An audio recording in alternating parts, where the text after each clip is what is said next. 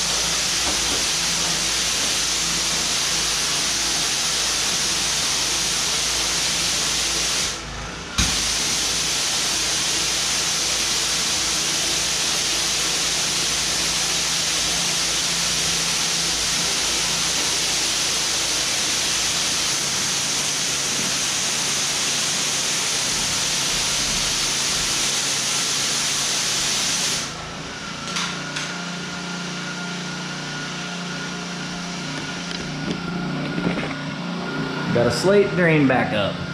Hopefully that'll seep down eventually. I think it will.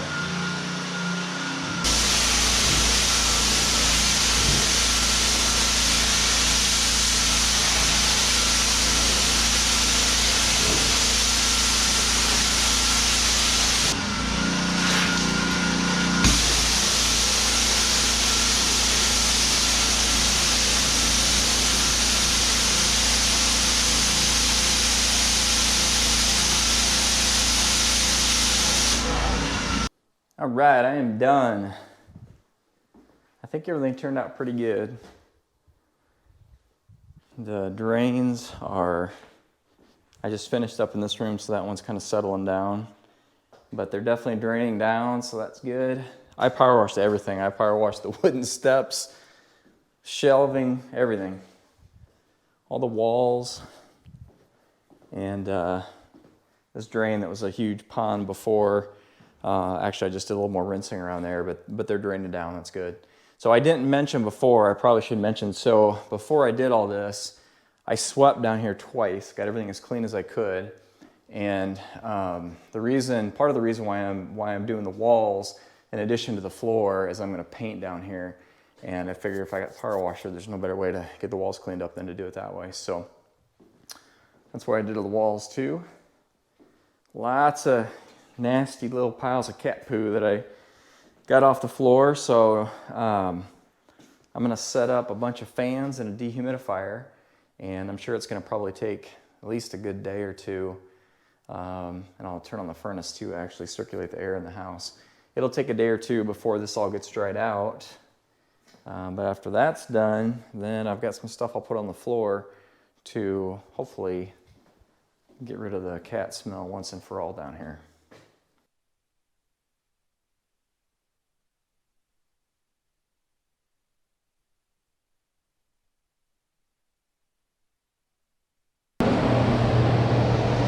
Now you can see why it's so important to protect that drain, so all that gunk doesn't plug you up. I've got 4 fans and a dehumidifier running down here, so it should be good enough to get this thing dried up.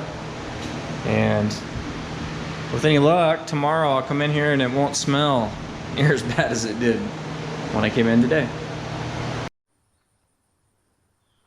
All right guys, it's a new day and I'm back at the house. Basement's dry. Before I go down there, I'll give you a little update on what I've been working on up here. So as you can see, I've got the kitchen countertops tore out. Left one little piece for me to work on. I've gone around and I've pulled off all the shoe, what most people call quarter round, around the house. I have, I'll show you in the other bedroom, but I've been going around and I've been scraping a layer of cat hair and just grime from underneath where that shoe was.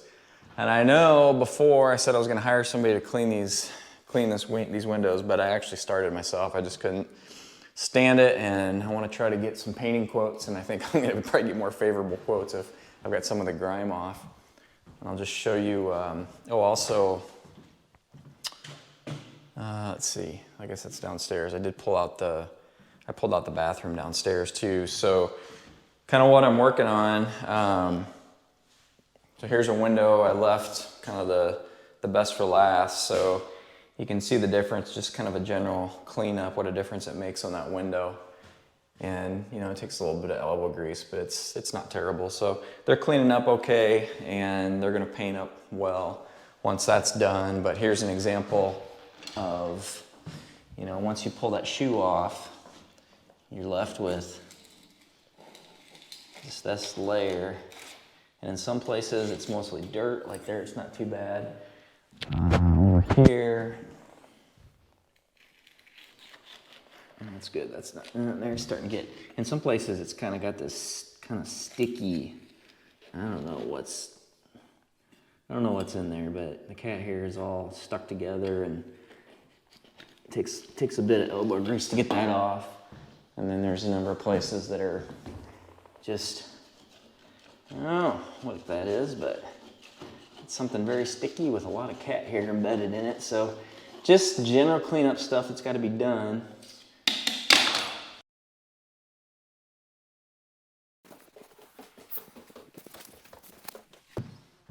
So downstairs, turned out pretty good. I've got a little more work that I need to do. So there's most of this area. It does smell a little better down here. Still stinks, but it smells better. But I've got areas where this room turned out pretty good.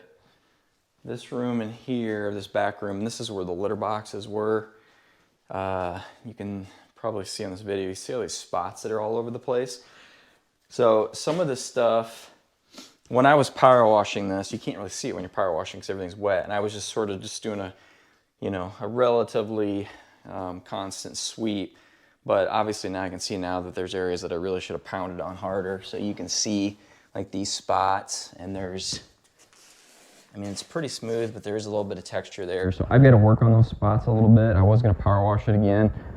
But rather than do that, I think I've got a different technique that I'm going to use that will be probably just as fast and might do a better job and won't get everything all wet again. So I'm going to grab a grinder with a flat disc and finish this up before I do my my anti-Icky Poo treatment. All right, guys, we are back. I've actually got a company that just showed up. They do duct cleaning, dry air vent and home heating duct cleaning. So from the prior videos, you probably won't be able to see this very well because it's kind of dark. Let me see if I can get you some light. So this is what basically all the air ducts look like. They're just full of hair. And I'm sure all those return lines are just packed full. So I am spending some money to have the air ducts all clean, just in an effort to get this place as clean as possible. All right, so I'll just show you this process. It's gonna be a little hard to hear downstairs because it's loud, but it all starts with this big gas-powered air compressor.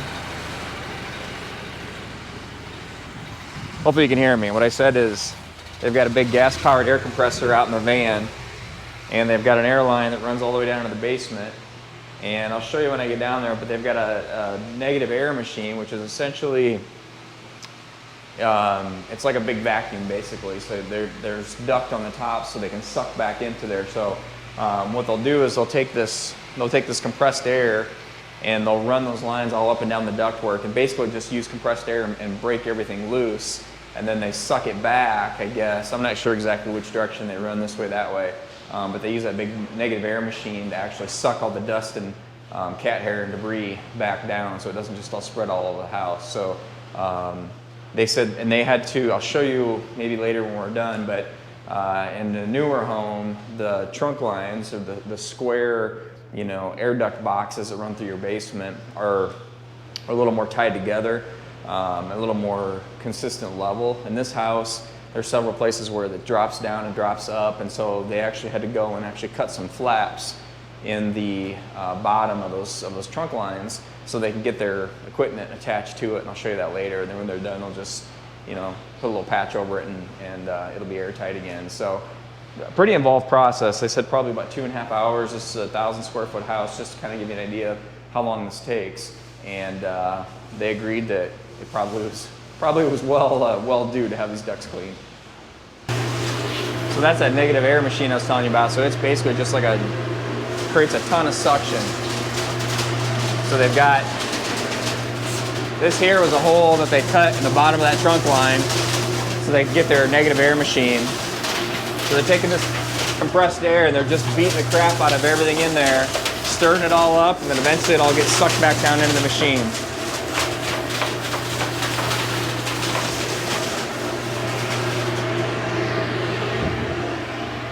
They'll have to do the same.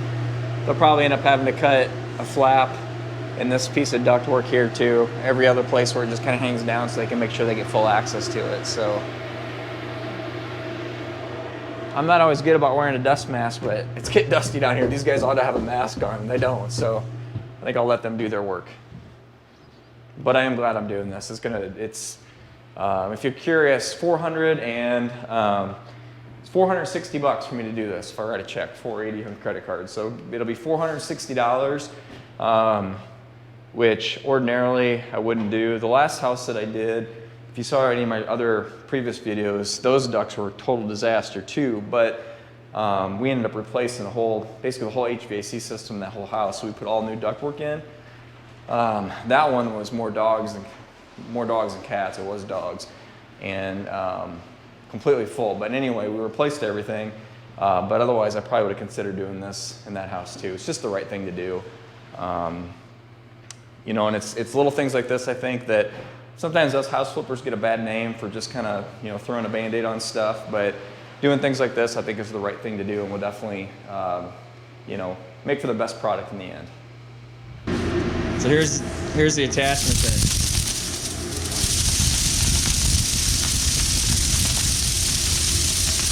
That's good. So that's what beats the crap out of the dust and cat hair up in the ductwork. That's the back and sucks it all down.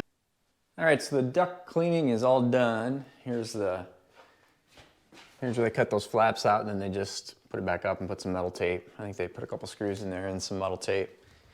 So, much better. They were here a little longer than what they'd originally planned on, but I'm happy with all the garbage that they got out of there. That is much cleaner. And I don't know if this is something to be proud of or not, probably not, but they actually said this house is probably in one of their top 3 as far as dirtiest ducts they've run into. So they actually, that big suction machine, that big vacuum, they said that typically every 4 or 5 jobs they have to clean that thing out. And they were about 3/4 of the way done here. They had to go outside and empty that machine. So it gives you an idea how much crap was in there. He sent me some pictures of what the inside of those ducts look like, and I'll stick those in the video here so you can see just how bad it was.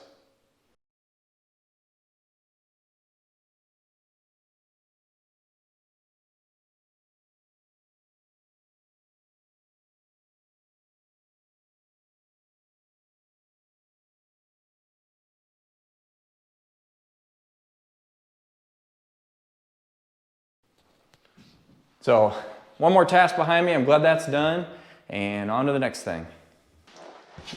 All right, so here's the technique that I'm going to use to clean up all these little poop spots that didn't come up with the power washer. I've got a wire wheel on my grinder, and I'm just using some simple green. I'll soak these down good.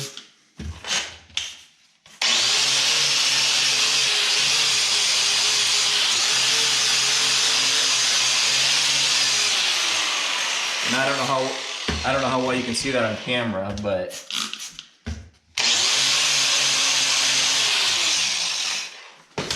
that just erases those spots. So I'll go around, I'll do that, and probably mop it up a little bit.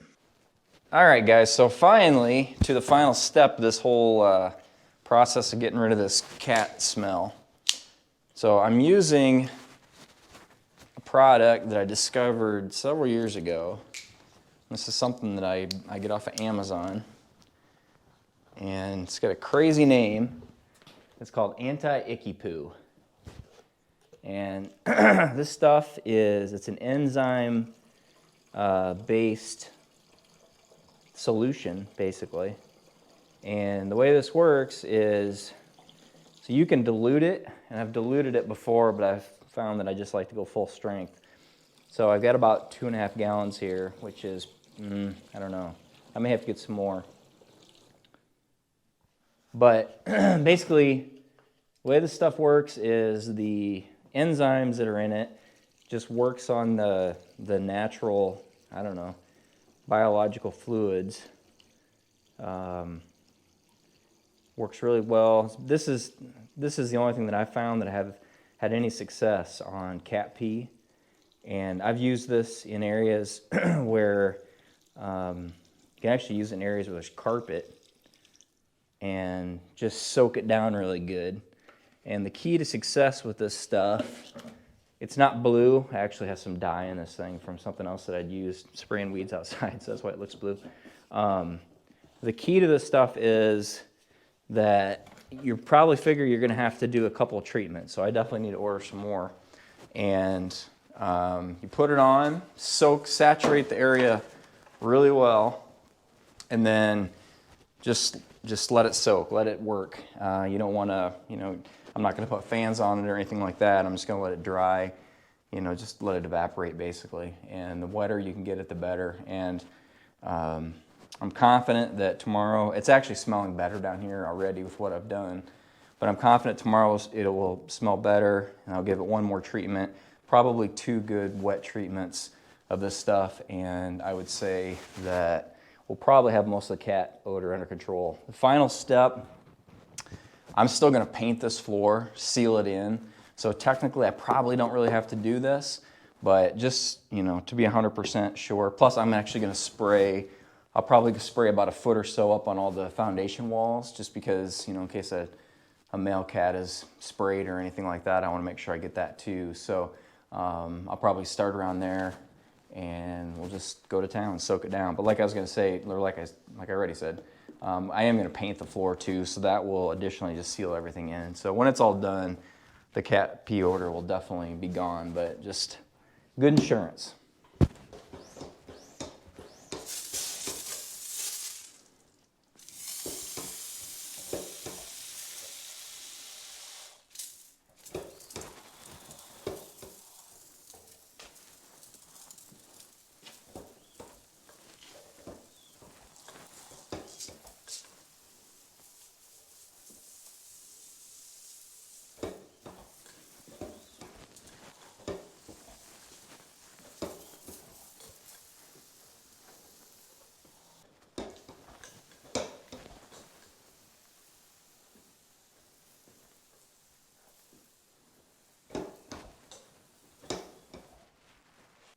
All right, guys, that is it for now. This video got longer than I intended it to be, so I apologize for that. I'll try to keep the next one a little bit shorter. But if you're interested in seeing next steps, make sure to subscribe so you can follow along. I've started to work on doors. I've got 2 doors that have holes in them, and I've got to cut them down and cut in hinges and make those fit. I've been doing a bunch of drywall patch, and I won't go down there, but I'm going to be installing a door, framing in and installing a door in the bathroom downstairs. I've got another vanity to tear out, just a bunch of things as I prepare to move forward in the process. So appreciate you guys watching. We'll see you in the next video.